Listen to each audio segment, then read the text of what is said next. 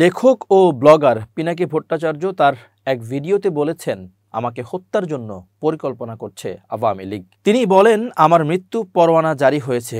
কিভাবে হয়েছে শুনেন। একটি অনলাইন মিটিংয়ের ভিডিওতে আওয়ামী লীগের কিছু নেতাকর্মীরা ছিল। সেখানে একজন বলেন, ফ্রান্সের একটি আইনের কথা বলি, আপনি যদি কাউকে হত্যা করেন এখানে মৃত্যুদণ্ড দেয়া হয় না, 10 থেকে 12 বছরের জেল হয় শুধু। ফ্রান্সে কি বাংলাদেশি মানুষ নাই? পিনাকি এসব করছে আর বাংলাদেশি মানুষ বসে আছে।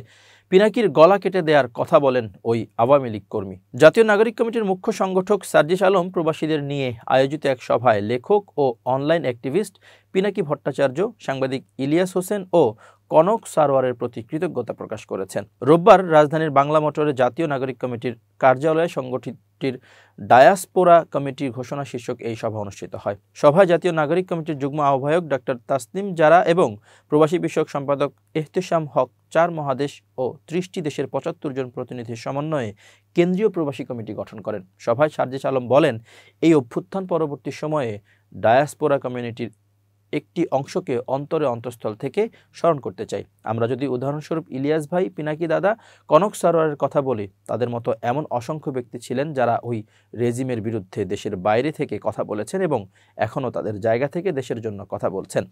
আমরা আমাদের এই ডায়াসপোরার প্রতি কৃতজ্ঞতা প্রকাশ করছি। নতুন বাংলাদেশ গঠনে তাদের সক্রিয় অংশগ্রহণ প্রয়োজন। তিনি আরও বলেন, অভ্যুত্থান পূর্ববর্তী সময়ে খুনি হাসিনা মিডিয়ার গলা চেপে ধরে রেখেছিল। বিভিন্ন এজেন্সি অলওয়েজ নজরদারি করত। তারা নিউজের শব্দ ও বাক্য ঠিক করে দিত। কিন্তু দেশের বাইরে প্রবাসী ফ্রিল্যান্সার সাংবাদিকেরা সাহস জুগিয়েছেন, খুনি হাসিনার রেজিমের বিরুদ্ধে কথা বলেছেন। ডক্টর তাসনিম জারা বলেন, আমাদের দীর্ঘদিনের একটি ধারণা ছিল যে মেধাবী, শিক্ষিত এবং সৎ মানুষ রাজনীতিতে আসেন না, কিন্তু জুলাই বিপ্লব সেই ধারণা ভেঙে দিয়েছে। আজ আমরা দেখছি পেশাদার এবং দক্ষ ব্যক্তিরা রাজনীতিতে এগিয়ে আসছেন। দেশ পুনর্গঠনে তারা অবদান রাখতে চান। এই কমিটিতে আমরা পেয়েছি জ্যোতির্বিজ্ঞানী, উদ্যোক্তা, নিউরোসার্জন, একাডেমিশিয়ান, ডেটা অ্যানালিস্ট, কর্মী, ইমাম এবং ব্যবসায়ী। তাদের সবার সংকল্প বাংলাদেশ পুনর্গঠনে অবদান রাখা। তারা বাংলাদেশের মেধা, সাহস ও শক্তির প্রতিচ্ছবি।